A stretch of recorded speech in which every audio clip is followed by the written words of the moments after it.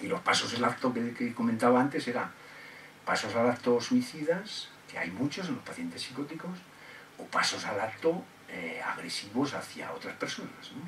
Son bastante más los pasos al acto autoagresivos en los pacientes psicóticos, pero hay algunos casos que no. Bueno, en la atención a la urgencia y derivación a la salud mental, yo creo que el campo de la psicosis es fundamentalmente de las redes de salud mental, ¿no?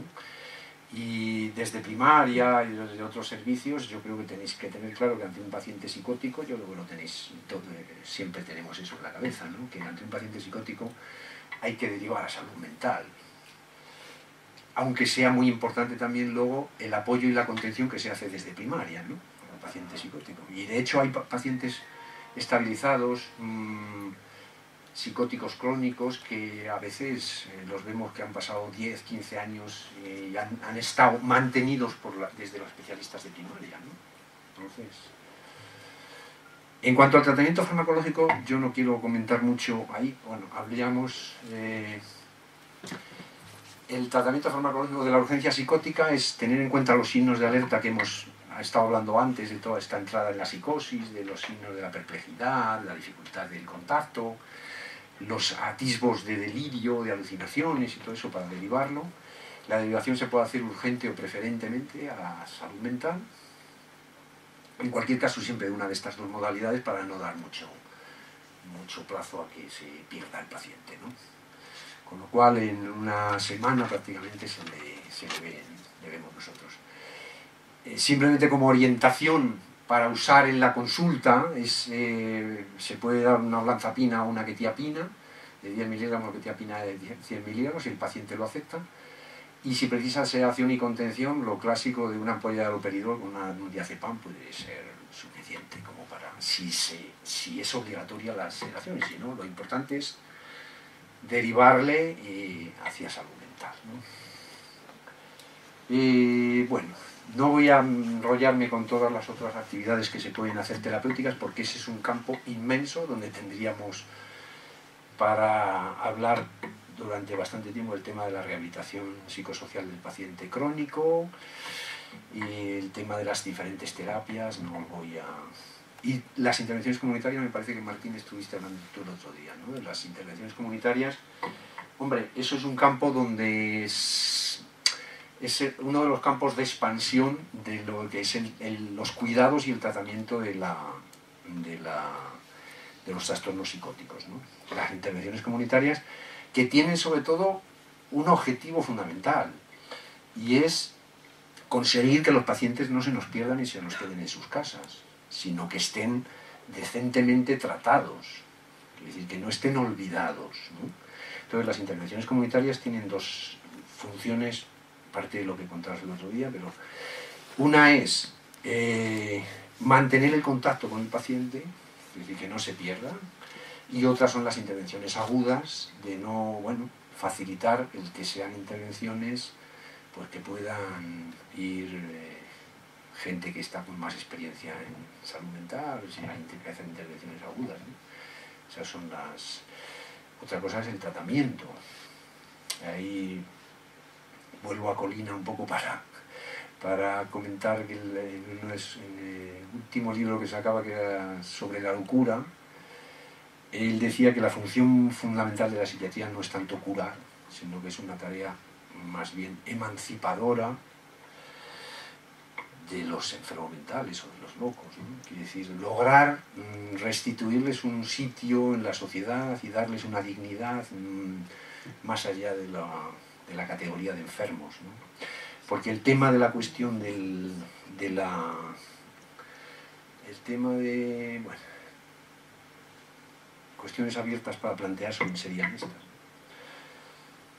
El tratamiento ambulatorio del paciente psicótico, el TAI, famoso TAI, tratamiento ambulatorio involuntario, que ha estado en juego en los últimos años, en principio contra la idea de las asociaciones de familiares, apoyando los familiares. Las asociaciones familiares en principio lo apoyaron, después se han desvinculado y no apoyan esto por los peligros que tiene, porque eso está ahí está en cuestión la cuestión el problema de los derechos del enfermo mental, ¿no? Los derechos del trastorno del paciente psicótico.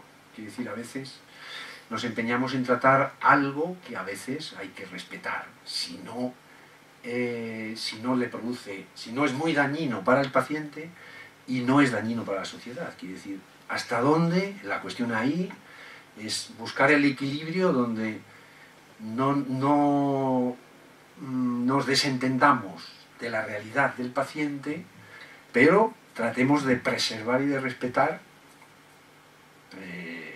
lo que el paciente quiere también, hasta cierto punto, ¿no? Y en ese sentido, bueno, está la cuestión de esto de los derechos del paciente psicótico, es una cuestión importante que caminará en el futuro, tiene mucho futuro, a partir sobre todo de lo que es la creación en los últimos años, 20, 30, depende de los países, de las asociaciones de pacientes, asociaciones de usuarios, que, bueno, han nacido precisamente a partir de los abusos que la psiquiatría ha tenido con muchos pacientes, en el sentido de no tener en cuenta, de tener poco en cuenta a veces al paciente psicótico como alguien en su peculiaridad y que a veces no se trata de eliminar lo patológico que hay en ellos, sino de hacer que tengan una vida un poco más digna, ¿no? En este sentido. Lo dejo aquí, que me parece que me pasa un rato. Bueno, ¿comentáis algo, lo que queráis? Abrimos el turno, si queréis comentar algo.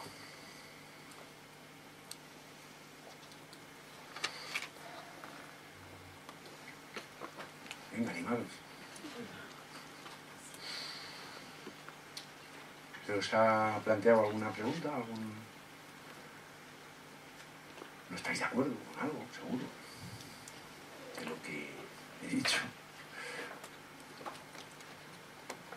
Yo te diría que me ha parecido muy importante que el entorno en el que se mueve el paciente, la que sea actividad laboral, etcétera, que es muy importante, que comportamientos en un artista, sobre todo en un artista plástico, serían perfectamente normales. En un funcionario de ayuntamiento serían para ingresarle. Quiero decir que hacer, por ejemplo, que te apetezca trabajar a las 2 de la madrugada, estar durmiendo todo el día y a las 2 de la madrugada que te pones a pintar las interpretaciones de muchos pintores de cosas que están haciendo, que realmente a la gente ajena le parecen delirantes.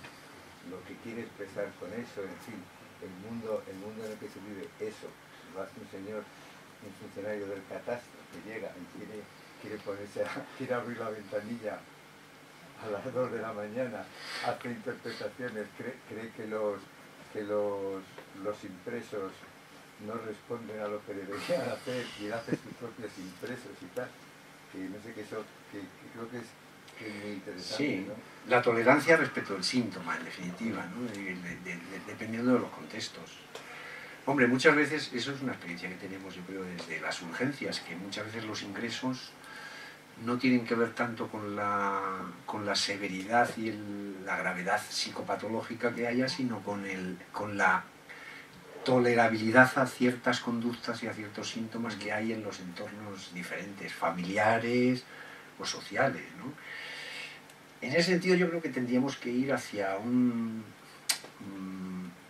a que los ingresos, sobre todo los ingresos involuntarios, se hagan no tanto en relación a la patología, sino a saber que la psiquiatría, siempre lo hemos sabido, pero yo creo que tenemos que darnos cuenta también que la psiquiatría es una disciplina que no solo tiene que curar o que atender y cuidar, sino que tenemos una tarea social. Desde que empieza la psiquiatría siempre aparece esa tarea de protección, y es, yo creo, un poco uno de los caballos de batalla y de los debates de la psiquiatría, y también de las posiciones muy diferenciadas de corriente psiquiátrica de unos grupos y otros, en el sentido de que hay que proteger a la sociedad y hay que proteger al individuo. Nos vemos en esa encrucijada, y a veces hacer las dos cosas a la vez es imposible y uno tiene que elegir, ¿no? Siempre, en principio, la tarea de asegurar que un paciente que tú consideras con riesgo de que haga daño, pues tienes que asegurar, tenemos esa misión, más allá de atender al paciente psiquiátrico como tal, ¿no? Es decir, no solo atender al paciente, sino, y de hecho, nuestras actuaciones muchas veces están marcadas por eso. A veces ingresamos a los pacientes por la presión que la familia viene imponiendo en un determinado caso. Porque la familia está asustada, porque hay que protegerla de determinadas, en una situación de incertidumbre y de pánico que está creando, y a veces se ingresa al paciente más por los otros efectos que por la gravedad que tiene. Pero claro, lo que tú planteas, bueno, es hasta qué punto los síntomas son síntomas consistentes, ¿no? Y esa es una de las, quizás, de las debilidades de la psiquiatría también, ¿no? Que la psiquiatría tiene epistemológicamente los síntomas, pues a veces se pueden simular, por ejemplo. Hay una famosa historia por ahí que la habréis oído de periodistas que se hicieron pasar por locos y acabaron todos en hospitales psiquiátricos, eso para demostrar la debilidad epistemológica de la psiquiatría, donde claro, tú no puedes simular una hepatitis. Supongo que es difícil, ¿sí, no? Pero sí puedes hacer el simulacro. A lo mejor para un psiquiatra experimentado es posible que lo descubriera, pero normalmente no. Si uno lo hace muy bien, puede. Pero bueno, eso no quita que realmente los pacientes estén ahí, ¿no? Es decir, eso es otra cuestión. La debilidad epistémica de la psiquiatría es otra historia. Pero bueno, lo que quería transmitir también era que la psicosis es un mundo muy complejo, que tiene unos límites precisos pero a la vez difusos, porque con el tema, con el delirio, con determinados pacientes que deliran, por ejemplo, podemos lograr un acuerdo, todos los psiquiatras que lo vemos, ¿no? Pero hay con otros pacientes donde los psiquiatras no nos ponemos de acuerdo, en relación al diagnóstico, por ejemplo. Hay casos en los que no nos ponemos de acuerdo en relación a un diagnóstico de psicosis. ¿Por qué? Porque para determinados casos sí es fácil decir está delirando, o está alucinando. La alucinación, que parece un concepto muy claro, pues luego en la clínica a veces no nos ponemos de acuerdo si el paciente está alucinando o no está alucinando, ¿no? Es decir, que esa es también la dificultad de llegar a los síntomas, ¿no? Pero bueno, que es un campo que nos afecta a todos, que los médicos, sobre todo de primaria y tal, pues vais a tener que bregar con ello, aunque los pacientes se traten en psiquiatría, en salud mental, pero después los vais a tener en la consulta, ¿no? Ese es otro tema, por ejemplo, el de las enfermedades médicas en los pacientes psicóticos, ¿no? Que es una cuestión también importante y que posiblemente sea una de las cosas que habría que fomentar más. Tenemos que tener más cuidado también, porque el paciente psicótico, la característica es que, sobre todo hablando de la esquizofrenia, es que demanda poco, y la capacidad de reconocer el daño que tiene, la capacidad real del daño que tiene en el cuerpo, o la tolerancia al dolor, por ejemplo, es muy limitada. Quiero decir, hay pacientes esquizofrénicos pueden estar diciendo, pueden tener un delirio de que, famoso delirio de Cotard, de que tienen los órganos, tienen un cuerpo, viven en un cuerpo sin órganos y tienen podridos medio cuerpo, pero a lo mejor tienen un daño real y no se están quejando de él, ¿no? La tolerancia al dolor es mucha en muchos pacientes psicóticos y por tanto, como no piden, no demandan poco, pues hay muchos trastornos que se les pueden escapar también. Y merece la pena tenerlo en cuenta también desde la primaria, el preguntar y escuchar y no solo estar un poco a la demanda de ellos, porque ellos no demandan en este sentido, ¿no? Demandan en otro sentido.